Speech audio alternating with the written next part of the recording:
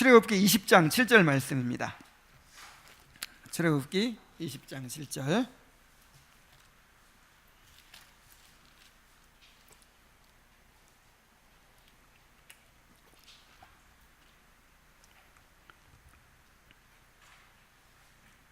다 같이 읽어볼까요? 자, 시작. 너는 내 하나님 여호와의 이름을 망령되게 부르지 말라. 여호와는 그의 이름을 망령되게 부르는 자를 죄 없다 하지 아니하리라. 아멘.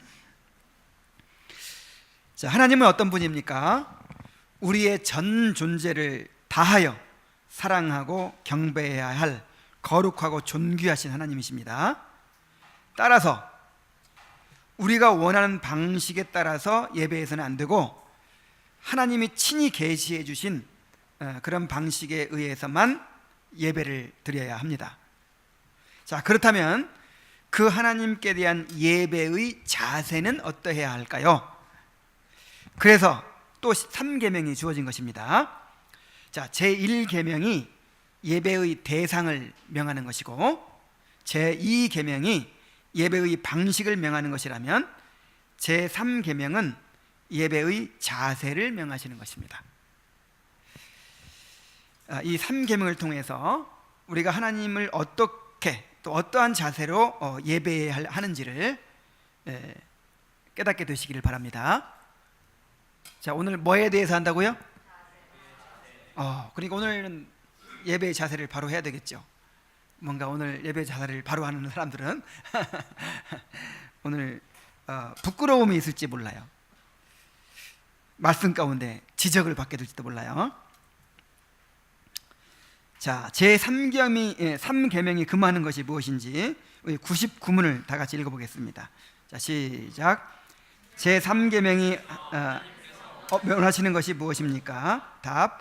우리가 저주, 거짓맹세 또는 불필요한 서약으로 하나님의 이름을 욕되게 하거나 잘못 사용하지 않는 것이며 더 나아가 침묵하는 방관자가 되어 그러한 두려운 죄에 참여하지 않는 것입니다.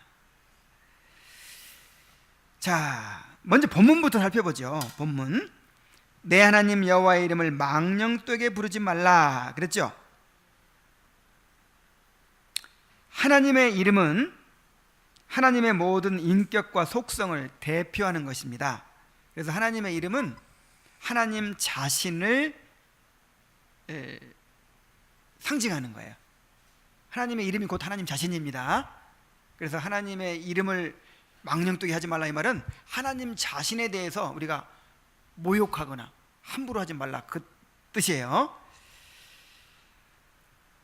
하나님의 이름은 하나님의 모든 인격과 속성을 대표하는 것이기 때문에 우리가 하나님의 이름을 어떻게 부르고 사용하느냐 하는 것은 하나님 자신을 어떻게 대하느냐 하는 것을 보여주는 것입니다.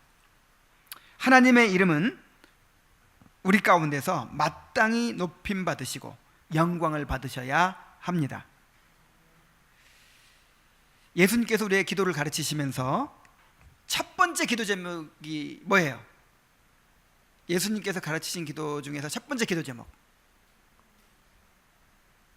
아버지의 이름이 거룩히 여김을 받으시오며 그랬죠? 우리가 자나깨나 앉아나서나 항상 첫 번째로 구해야 될 것이 뭐예요? 하나님의 이름이 거룩히 여김을 받는 거. 이 거룩히 여김을 받는다는 말이 영광 받으시는 걸 말하는 거예요. 우리가 사나 죽으나 하나님의 영광을 위하여 살죠. 그래서 아버지의 이름이 우리에게 계시된 그 하나님, 그분이 우리의 삶을 통해서 영광 받기를 우리가 갈망을 해야 되는 것입니다. 그러므로 우리는 하나님의 이름을 항상 경외심을 가지고 조심스럽게 부르고 사용해야 합니다. 자, 망령되게 부른다는 말은 무슨 뜻일까요?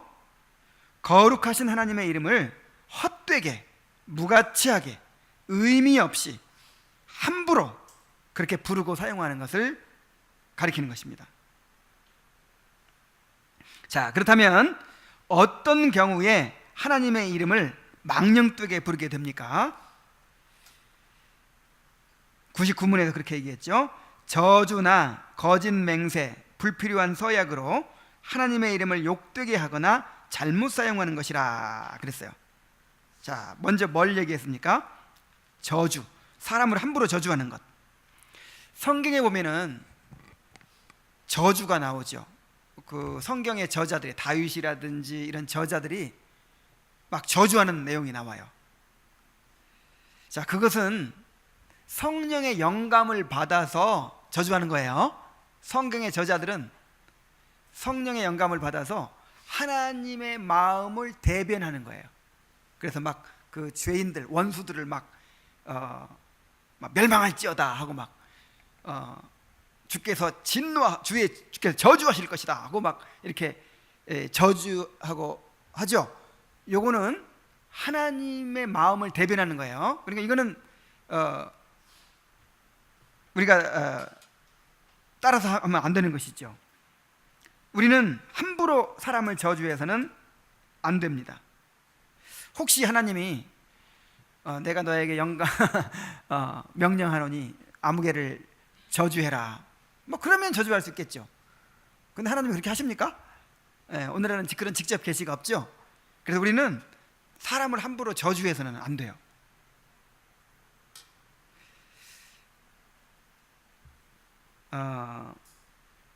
예를 들어서 너 하나님이 가만두지 않을 거야. 이제 막 나하고 싸웠어 누가. 너 하나님이 반드시 벌 주실 거야. 막 이런 말 함부로 하면 돼요, 안 돼요? 안 되죠. 하나님이 저주하실 거야 그러면 안 돼. 그런 소리 함부로 하면 안 되죠.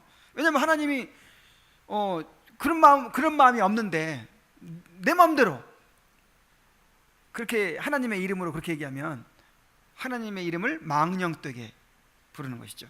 심지어 미국 사람들은 그런 욕이 있죠. 욕, 뭐 갓댐 하는 거. 그냥 이제 쉬운 말로 하면 하나님이 저주하실 것이다, 뭐 이런 말이 있거든요.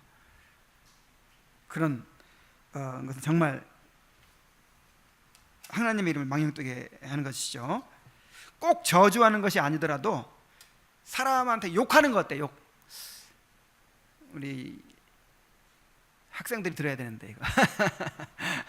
우리 회원이라도 잘 들어요. 아이들 욕 많이 하죠.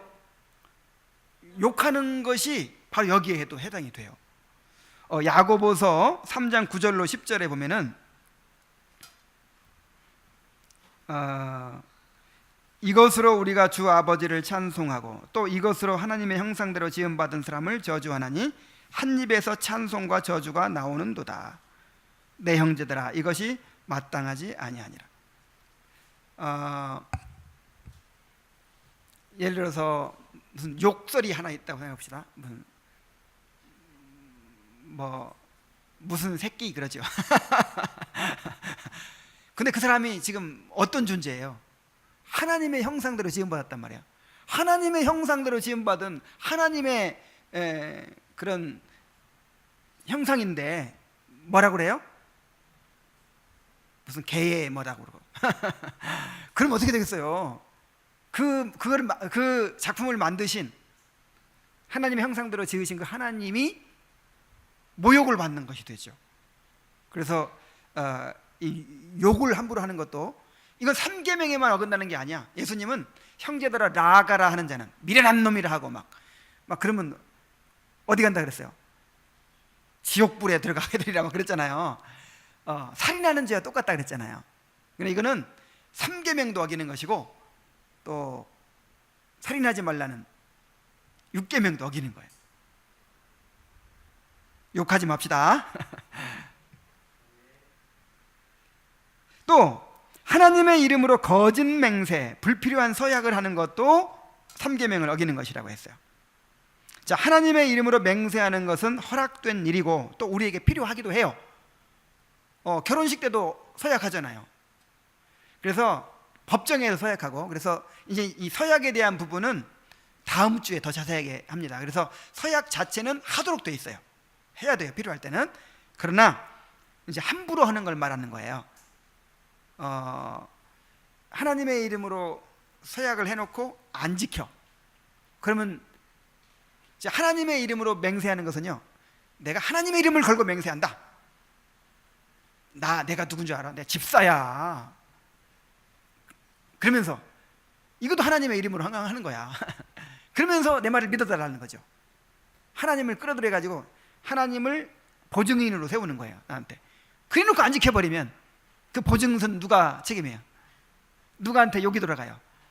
하나님이 이제 모욕을 당하시는 거죠. 그래서 맹세하고, 하나님의 이름으로 맹세하고 안 지키면 그거는 하나님의 이름을 망령되게 부르는 거예요.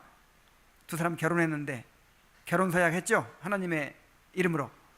근데 안 지키면 어떻게 돼요? 목숨을 다할 때까지 사랑한다고 해놓고 그렇게 안 지키면 그것도 하나님의 이름을 망령되게 부르는 것이 되죠. 그리고 사소한 일에 하나님의 이름으로 맹세하는 것도 마찬가지예요. 그냥 맹세 안 하고 그냥 지키면 되는데, 내가 약속했어 그러면 되는데, 내가 하나님의 이름을 걸고 맹세한다.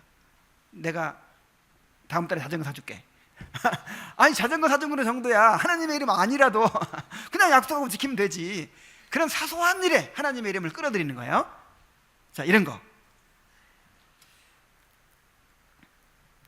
사적이며 사소한 일에 하나님의 이름을 맹세하는 것은 안 됩니다.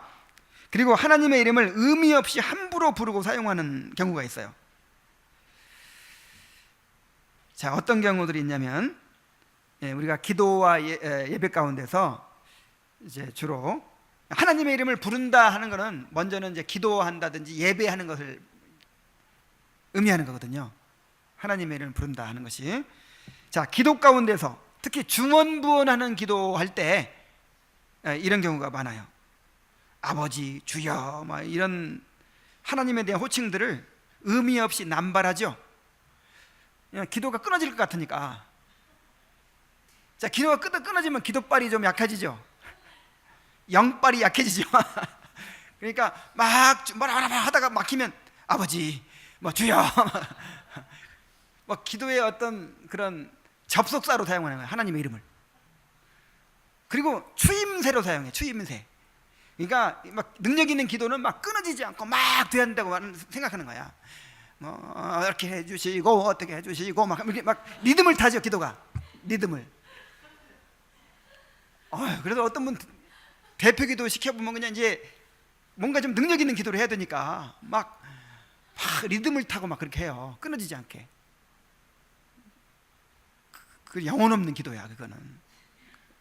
좀 오히려 더듬더라도 좀 생각하게 가면서 그렇게 해야죠. 그러다 보니까 하나님의 이름을 막 접속사로 사용하고 그 다음에 쉼표로 사용하고 그 다음에 추임새로 사용하고, 완전히 이건 모독이에요, 모독. 그 다음에 주여 삼창. 그 사고방식 자체가 막 수천 명이 막 떼거지로 주여 하면 하나님이 그냥 움찔해가지고, 아이고, 아니 이 많은 사람들이 이렇게 막, 아이고 그럼 들어줘야겠네. 자, 그렇게 됩니까? 그래서 지금은 어떤 데 가보니까 주여 십창을 하더라고. 아니 뭐야 이게. 아니 우리 사람도 나한테 이렇게 좋게 이렇게 해주세요 하면 좀 이렇게 설득돼가지고 해줄 수 있어요. 나한테 와가지고 진요서봐 막 소리 지르면 내가 막 들어줘야 돼요? 들어주면 내가 바보가 되지. 막 그게 막 설득돼가지고 들어주면, 그죠? 근데 하나님한테 그렇게 하는 거야. 근데 이방인의 기도라니까. 이방인의 기도. 이방인들은 막 신을 움직여야 돼요. 이방인들은 신이 되게 졸고 있어요. 자고 있어. 그러니까 깨워야 돼. 그래서 그냥 발광을 하는 거야. 막 소리 지르고 발광을 하고 막 나중에는 막 몸에 상처까지 내고 막 그러는 거예요. 근데 우리 하나님은 불꽃 같은 눈으로 항상 우리를 지켜보고 계시고, 우리가 자는 동안에도 일하고 계시죠. 하나님이 다 아시죠.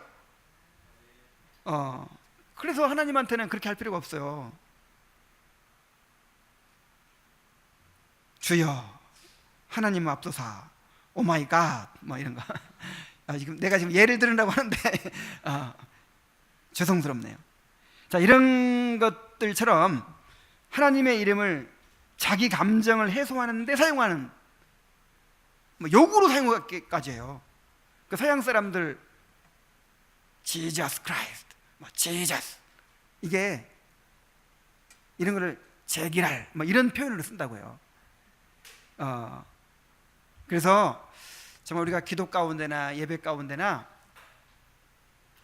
뭐 대화 가운데나 정말 거룩하신 하나님의 이름을 함부로 그렇게 생각 없이 입에 담지 않도록 그렇게 해야 됩니다.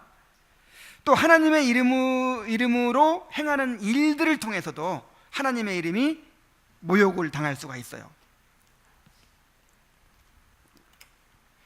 예를 들어서 교회에서요, 신앙 고백이 분명하지 않은 사람들에게 삼위 하나님의 이름으로 세례를 준다고 생각해 보세요. 이 사람 믿음도 없어요. 회심하지도 않았어. 물론 이제 회심은 정확하게 우리가 확인할 수 없지만 신앙 고백은 분명해야죠. 그래, 어느 정도 이 사람 믿음이 있구나, 어느 정도 판단이 돼야, 뭐 100% 확실하지 못해도 하나님 그거 봐주십니다. 교회 안에 가라지가 있다는 것도 인정해 주십니다. 그런데 명백히 아니야. 그런데 성부, 성자, 성령의 이름으로 세례를 주는 거예요.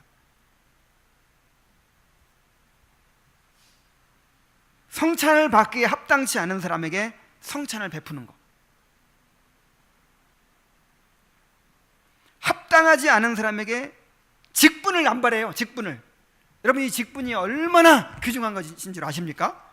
주님의 교회를 다스리도록 세우신 직분이에요. 우리가 주님의 다스림을 받아야 되죠. 그래서 주님의 교회를 이제 다스리시기 위해서 목사, 장로, 집사를 세웠어요. 이 세 직분은 동등해요. 이 수직적인 계층이 아니에요. 동등한 세 직분이에요. 그래서 목사, 장로, 집사가 이 교회를 다스려요. 주님을 대신해서 다스리는 거예요. 그러니까 함부로 세우면 돼요, 안 돼요? 그런데 아무나 집사로 세워. 그냥 교회에서 헌금 많이 내고 사회적으로 지위 좀 있고 뭔가 좀 힘 좀 쓰겠다 싶으면 장로 직분을 세워. 이게 얼마나 하나님의 이름을 망령되게 하는 것인지 몰라요. 하나님의 말씀을 선포한다고 하면서 자기 생각을 얘기해요. 자, 설교하는 이 설교가, 여러분, 하나님의 말씀을 선포하는 거죠. 이게 또 권징이에요. 그러니까 우리가 권징을 생각할 때 항상 설교를 먼저 생각해야 돼.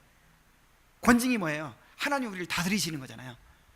그래서 이거는 어떤 정보를 전달하는 게 아니고, 이거는 몰랐던 걸 가르쳐주는 그것만이 아니라 하나님이 지금 우리를 다스리시는 거예요.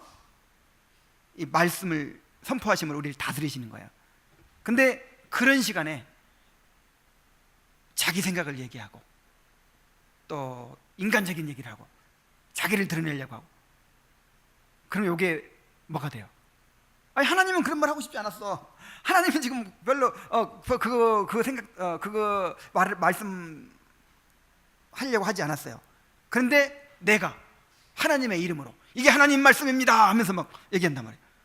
그럼 하나님의 이름이 모독을 당하는 것이죠. 그리고 자기 생각에다가 하나님이 말씀하셨다, 하나님의 뜻이다 그러면서 하나님이 이렇게 하라고 하셨다 그러면서 함부로 하나님의 이름을 갖다 붙여요. 지난번에 왔다 가신 분 한 분 계시죠? 여기 가면은 정말 훌륭한 목사님과 사모님이 있을 테니까 가보라고 해서 왔대요, 하나님이. 아니, 하나님이 가라고 했으면 끝까지 있어야지. 그래서 내가 여기 오면은 직분도 여기 오면 그냥 없다. 여기 오면 성도다 그냥. 그리고 여기는 먼저 와서 말씀을 배우고 이 교회의 이제 취지와 목적에 따라서 순종하고 배워야 된다. 그렇게 했더니 안 와. 아니, 하나님이 가라고 했으면 끝까지 순종해야지. 하여간 이게 이제 내가 그런 생각이 떠올랐겠죠. 아, 저기 교회 지나가보니까 교회 하나 있던데 거기 한번 가볼까? 뭐 떠올랐겠죠. 근데 그걸 누구 뜻이라고 그래? 하나님 뜻이래요. 하나님 뜻. 하나님이 말씀하셨다. 그래서 하나님이 말씀하셨다, 하나님이 이렇게 하셨다, 이거 함부로 말하면 안 돼요. 그래서 저는 말씀 전할 때도 그런 말을,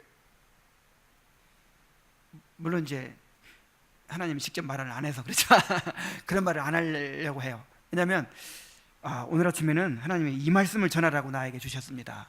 그럼 권위가 좀 있겠죠. 더 잘 듣겠지.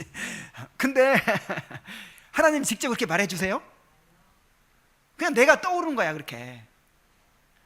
오늘 아침에는요 제가 이 말씀을 전해야겠다 그런 마음이 들었습니다. 이렇게 이야기해야지. 그걸 갖다가 하나님이 그렇게 말씀하셨다 다 붙이면 안 돼요.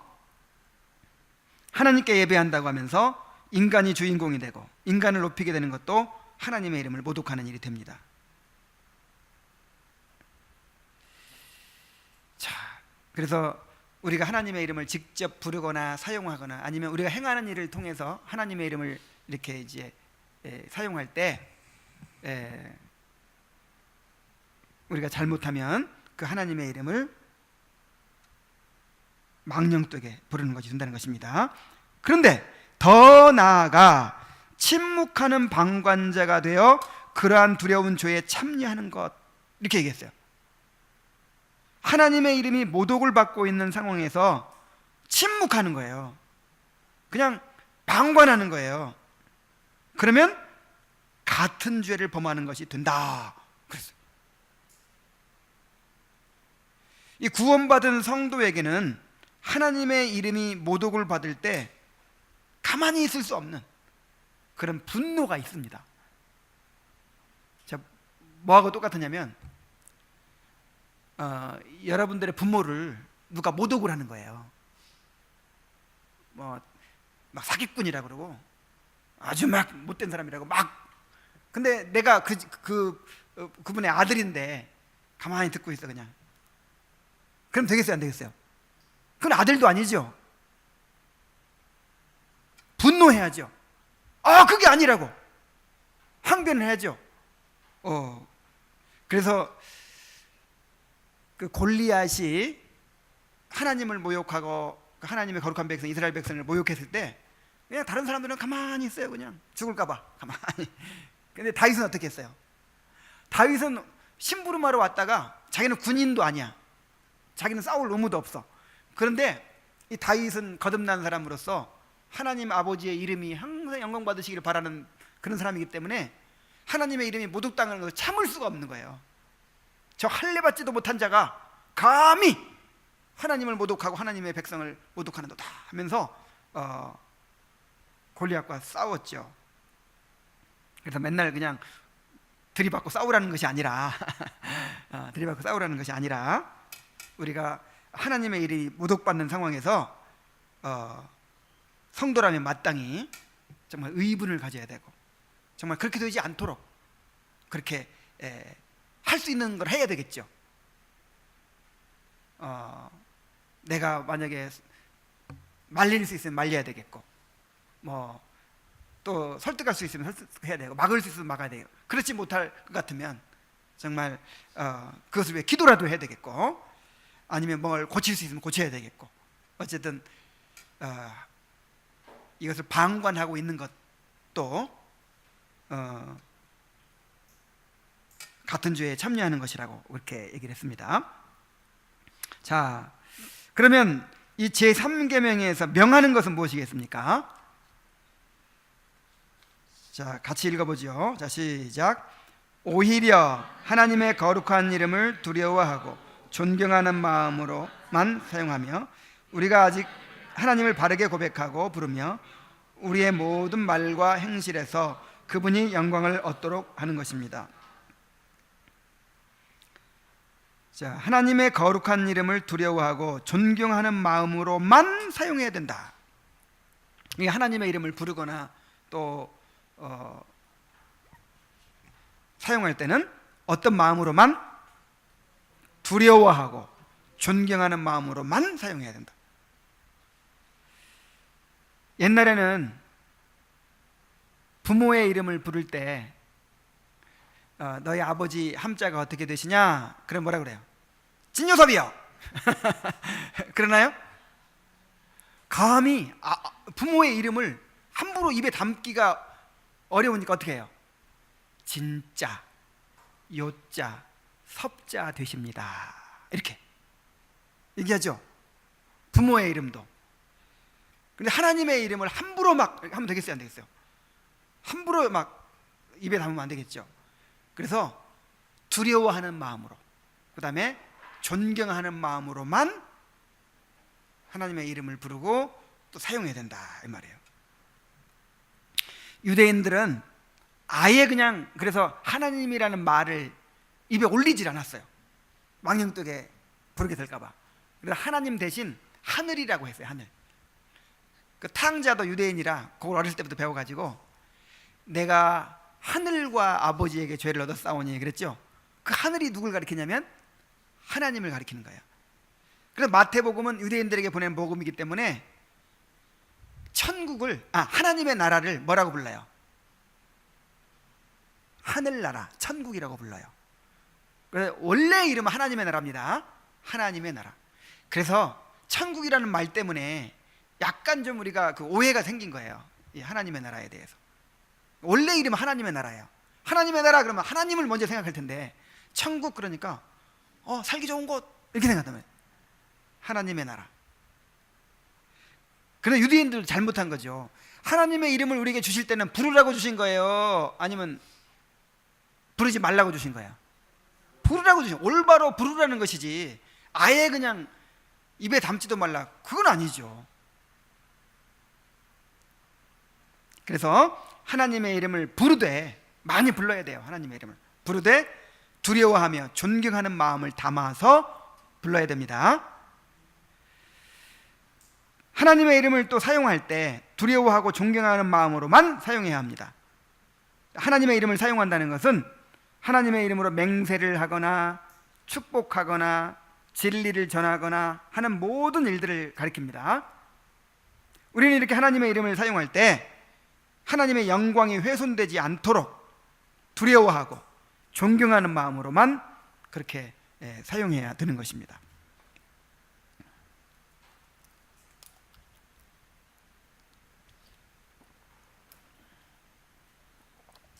그래서 그 예배도 그냥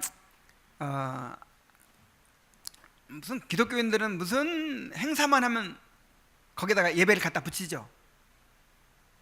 뭐 무슨 모였다 하면 무슨 환감 예배, 진감 예배부터 시작해하고 무슨 출판 감사 예배, 무슨 뭐 목사가 뭐 한 30년 40년 사역을 하면 뭐 성역 몇 주년 예배, 뭐 감사 예배, 무슨 또 뭐 하여간 뭐든지 뭐 은퇴 예배, 뭐 무슨 예배, 그런 것도 이제 이렇게 함부로 그렇게 조심해야 되는 이유가 뭐냐면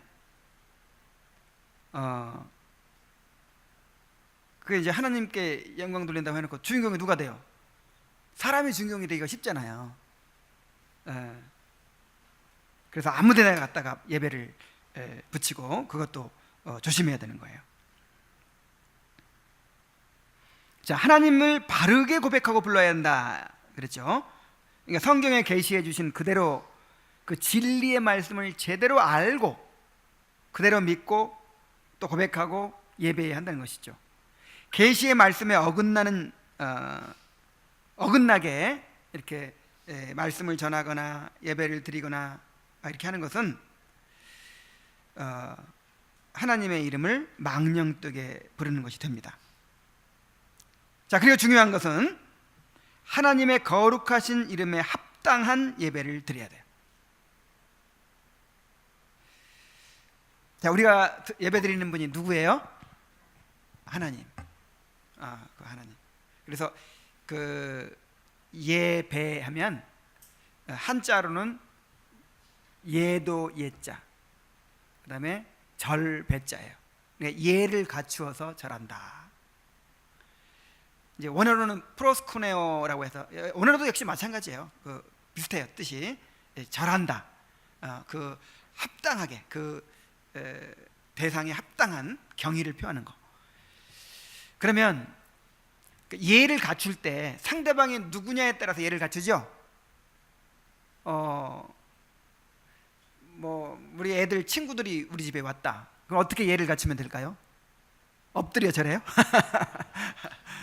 너 왔구나. 잘 놀아라. 머리 한번 쓰다듬는 게 예의예요. 그죠? 그 다음에 이웃집 아저씨가 왔다. 좀 다르겠죠. 우리 집안에 어른이 왔다. 다르겠죠. 대통령이 왔다. 다르겠죠. 근데 오늘 누가 오셨어요? 거룩하신 하나님이 오셨어요. 천군 천사도 감히 바라보지 못하는, 두려워하는 그 하나님을 우리가 예배해요. 그래서 그 하나님께 합당한 예를 갖춰야 돼요. 어이구, 어떻게 예를 갖춰야 될까요?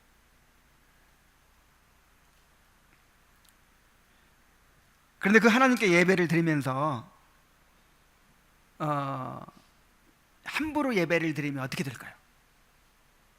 하나님을 모독하는 것이 되죠. 대통령이 대통령이 이제 우리나라에 왔어요.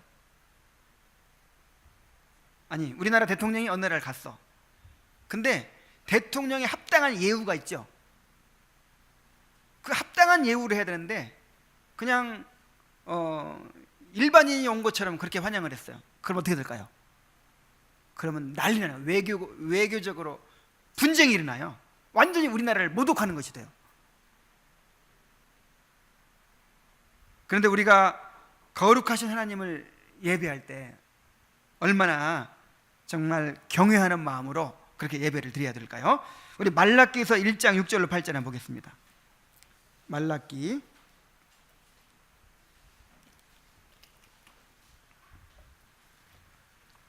1장 6절 8절입니다. 내 이름을 멸시하는 제사장들아, 나 만군의 여호와가 너희에게 이르기를, 아들은 그 아버지를, 종은 그 주인을 공경하나니 내가 아버지일진데 나를 공경함이 어디 있느냐? 내가 주인일진데 나를 두려워함이 어디 있느냐? 하나 너희는 이르기를, 우리가 어떻게 주의 이름을 멸시하였나이까 하는도다. 너희가 더러운 떡을 나의 제단에 드리고도 말하기를, 우리가 어떻게 주를 더럽게 하였나이까 하는도다. 이는 너희가 여호와의 식탁은 경멸히 여길 것이라 말하기 때문이라. 만군의 여호와가 이르노라, 너희가 눈먼 희생으로 드리는 것이 어찌 악하지 아니하며 저는 것 병든 것으로 드리는 것이 어찌 악하지 아니하냐. 이제 그것을 너희 총독에게 드려보라. 그가 너를 기뻐하겠느냐, 너를 간합하겠느냐. 지금 이스라엘 백성들의 문제가 뭐예요? 이 제사장들의 문제가 뭐예요? 제사를 잘 드렸어요. 안 드린 게 아니에요.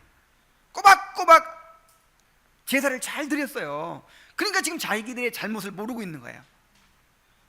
제사를 잘 드렸으니까, 제사 잘 드렸으니까 됐다, 이렇게 생각하고 있는 거예요. 근데 하나님은 그 제사를 받으신 하나님 지금 어떻게 생각하고 있어요?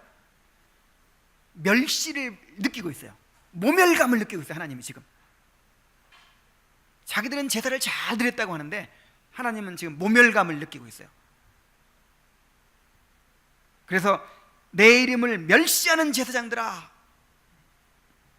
이렇게 말씀하고 계시잖아요. 그래서 하나님이 직접 구체적으로 지적을 하십니다.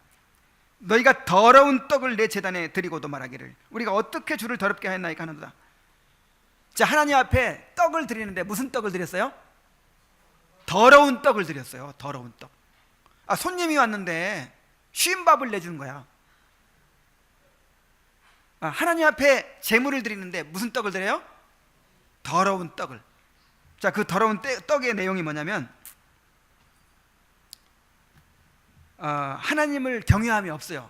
이제 계속해서 제사 드리고 또 제사 드리고 제사 드리고 하다 보니까 이제 경외감이 없어졌어. 경외감이. 그래가지고는 이제 형식적이 됐어요. 그래, 형식적으로 늘 하는 거, 맨날 그냥 죽여서 불태워드리고 죽여서 불태워드리는 거, 이왕 죽어서 불탈 거 뭐 좀 좋은 건 아끼고, 눈먼 거, 눈 다쳐가지고 이 눈먼 거, 그 다음에 다쳐가지고 쩔룩쩔룩 하는 거, 그 다음에 병든 거, 그런 거 갖다가 불타서 없어지면 표시도 안 나죠. 그렇게 드리는 거예요. 이걸 더러운 떡이라고 했어요.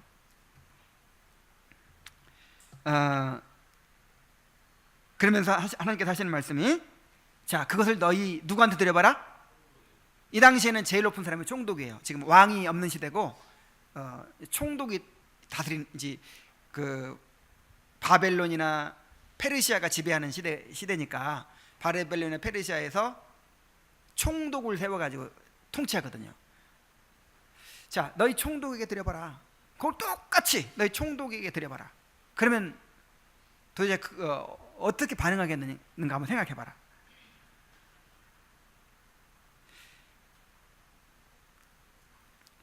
여러분, 우리도 한번 생각해 봅시다. 우리나라에서는 제일 높은 사람이 누구죠? 대통령인데, 대통령이라도 좀 약해요. 지금 대통령도 욕하는 시대니까. 그래도 대통령이라고 한번 생각해 봅시다. 대통령이라고. 대통령이 어느 날 우리 교회를 방문했다고 생각합시다. 대통령이 방문했어요. 그 대통령을 우리가 이제 손님으로 맞이해야 돼요. 그러면 준비 없이 나올 수 있어요? 언제부터 준비할까요? 몇 달 전부터 준비할 거예요. 몇 달 전부터. 막 인테리어부터 시작하고 막 청소하고, 그 다음에 대통령 만나는 거 연습해요. 리허설이 있어요. 한 달 내내 연습한대요. 막 미리. 그래가지고 이제 대통령 어디서 어떻게 앉고, 우리는 어떻게 인사를 하고 어떻게 할 거 다 미리 연습해요. 대통령이 온다고 하는데 늦게 올 수 있어요? 대통령이 앉아 있는데 5분 늦어요, 10분 늦어요, 이럴 수 있어요? 그거는 대통령에 대한 모독이에요. 모독. 대통령이 여기 앉아 있는데 돌아다녀?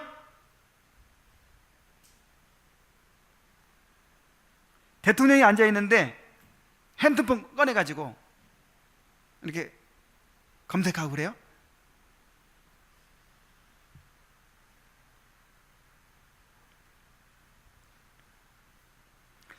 우리 하나님을 어떻게 대통령에 비할 수 있겠습니까? 우리는 대통령을 맞이하는 것이 아니라 거룩하신 하나님께 예배를 드리는 것입니다. 그래서 우리의 마음을 다하고 뜻을 다하고 목숨을 다해서 하나님을 높이고 경배해야 하는 것입니다. 그러나 우리가 예배 가운데서 이렇게 하나님을 경외함이 없이 찬송하고 헌금을 드리고 말씀을 듣고, 오늘도 지난주에도 예배 드렸고 오늘도 예배 드리고 또 다음에도 예배 드리고 맨날 드리는 건데 하면서 그냥 형식적으로 마음을 담지 않고 찬송을 드리고, 그냥 준비 없이 예배를 드리고, 말씀 들을 때 딴 생각하고 말씀에 집중하지 않고, 자, 이렇게 드리는 제물이 눈먼 것, 그 다음에 저는 것, 병든 것으로 하나님께 드리는 거나 마찬가지예요. 더러운 떡을 제단에 드리는 거예요. 자, 그런데 하나님께서는 어떤 외적인 그런 형식을 원하시는 것은 아니죠. 이렇게 막 사실 외적인 형식을 요구하려면 어떻게 해야 돼요? 여러분, 엎드려서 지금 말씀 드려야 돼요. 하나님의 말씀이 선포되는데 이렇게 엎드려서 눈을 들지도 못하면서 그렇게 아마 드려야 될 거예요. 그죠? 그리고 저 밑에서 그러나 하나님은 편안하게 앉아서 예배드리는 걸 허락하셨습니다. 대신 마음으로 엎드리는 거예요. 마음으로, 우리의 마음으로 엎드리고 그 하나님의 말씀을 경청하는 것으로 우리가 하나님께 예배를 드리는 거예요. 찬송의 마음을 담아서 전심으로 사랑하는 마음으로 부름으로써 하나님께 영광을 돌리는 거예요. 물론 이제 어느 정도는 외적으로도 드러나야죠. 외적으로도.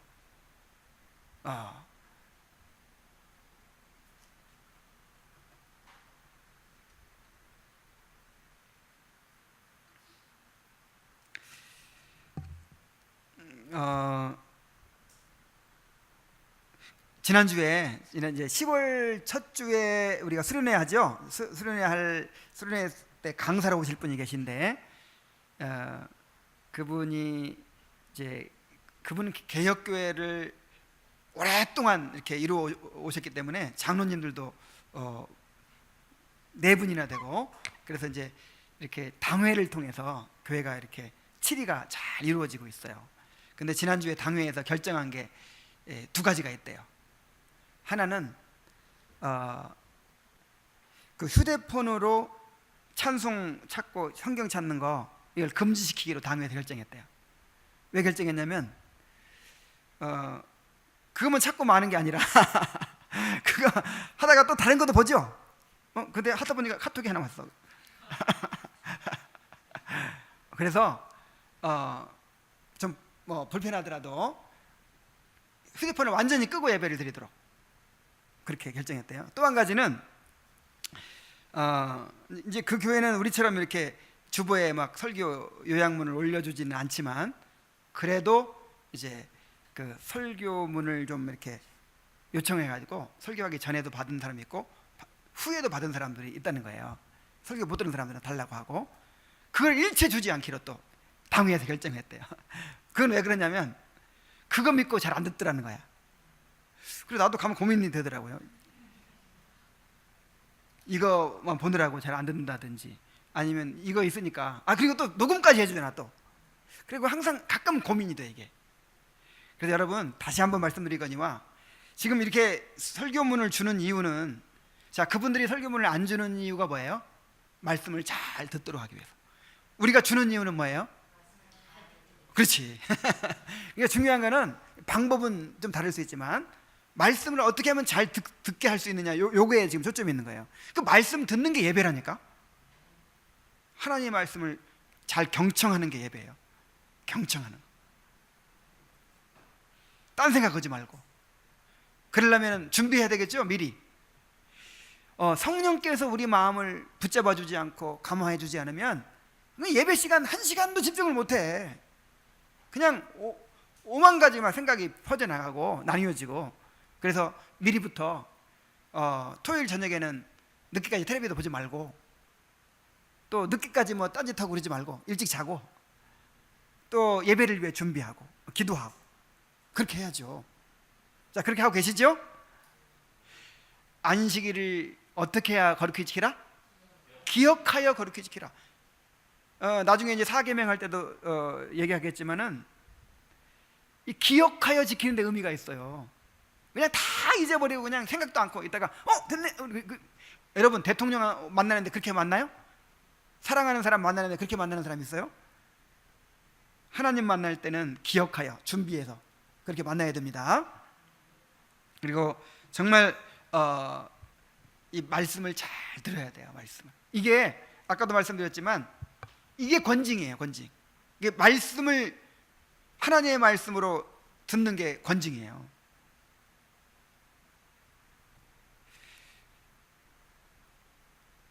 말씀을 안 듣는 거는 이미 이제 치리를 안 받겠다는 거죠. 그래서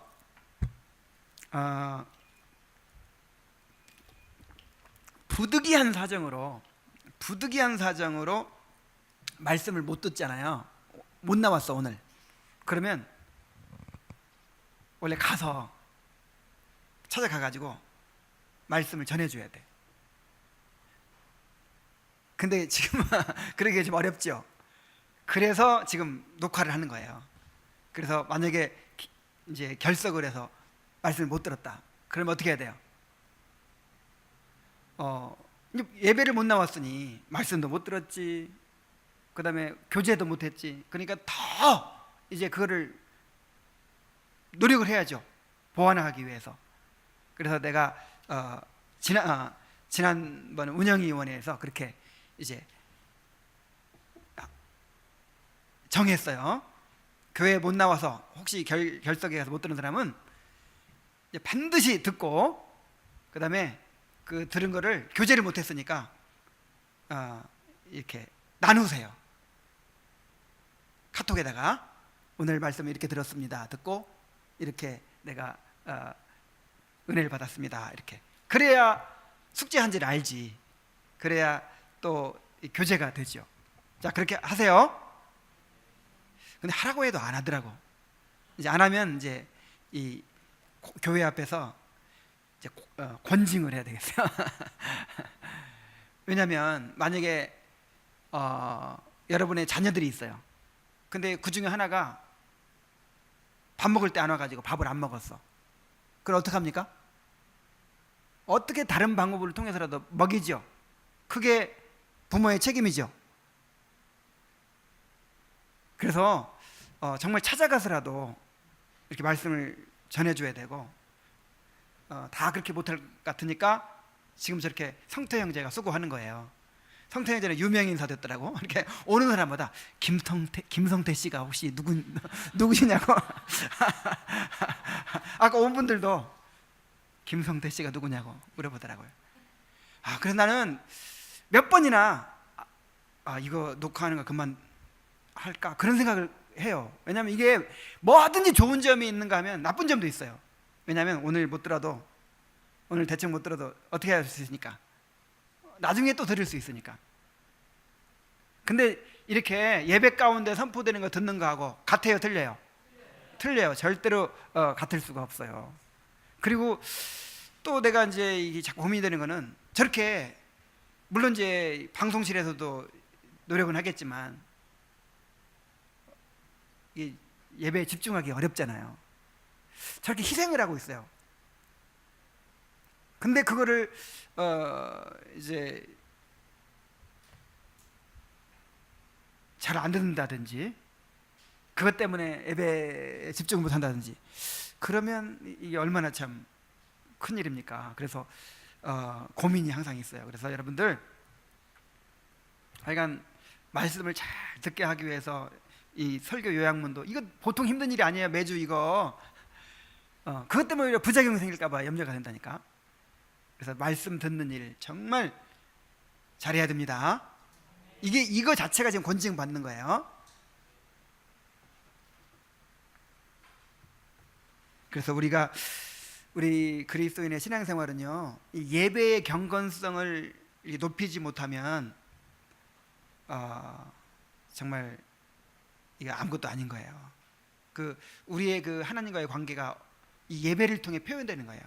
우리 이 주님의 교회의 영적인 상태, 영적인 수준이 예배를 통해 드러나는 거예요. 그리고 또 그 예배의 핵심은 말씀을 듣는 것입니다. 말씀을 듣는 거예요.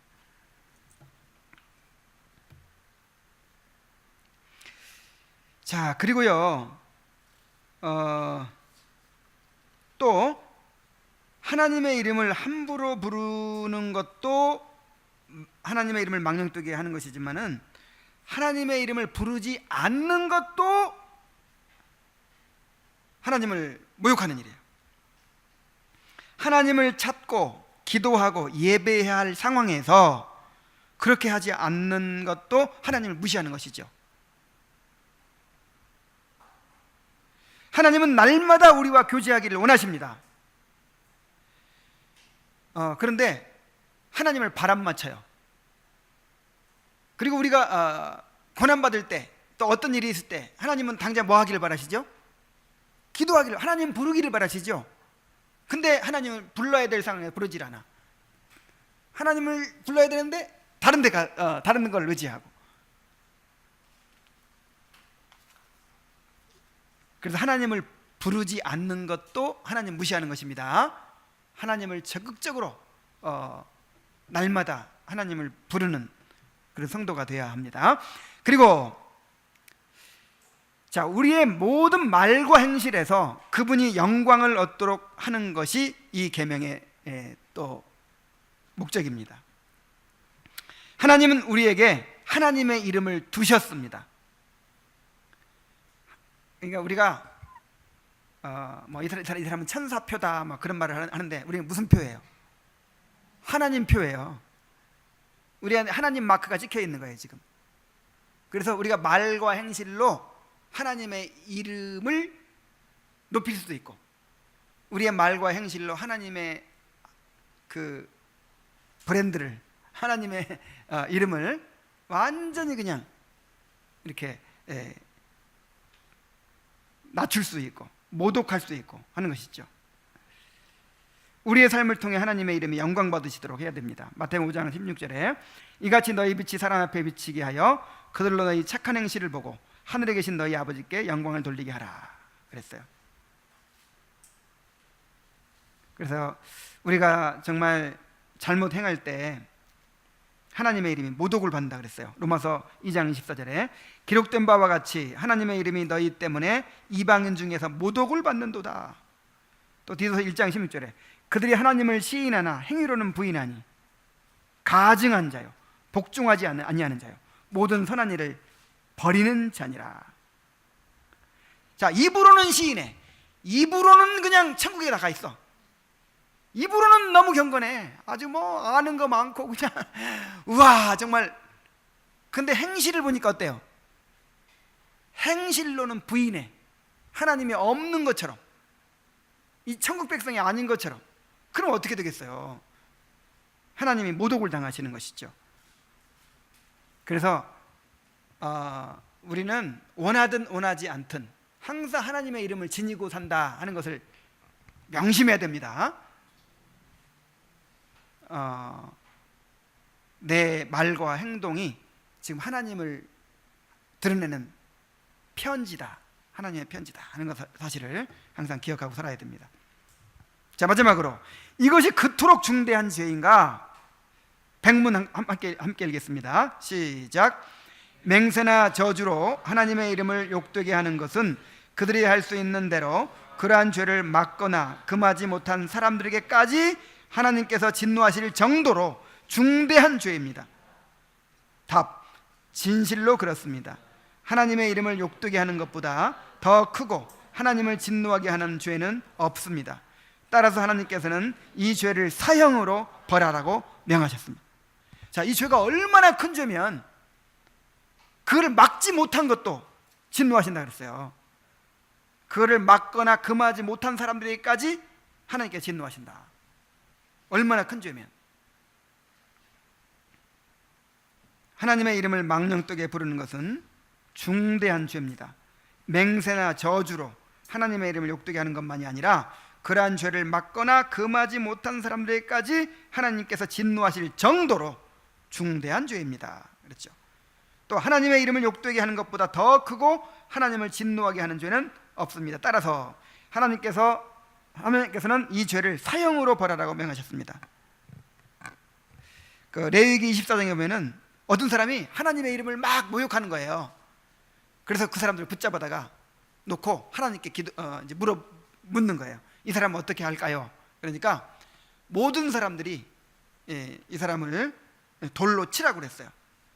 그러면서 24장 16절에 여호와의 이름을 모독하면 그를 반드시 죽일지니 온 회중이 돌로 그를 칠 것이니라. 거류민이든지 본토인이든지 여호와의 이름을 모독하면 그를 죽일지니라. 아이고, 이 시대에 우리가 태어났으면 돌로 정말 수없이 맞아 죽었을지 몰라요.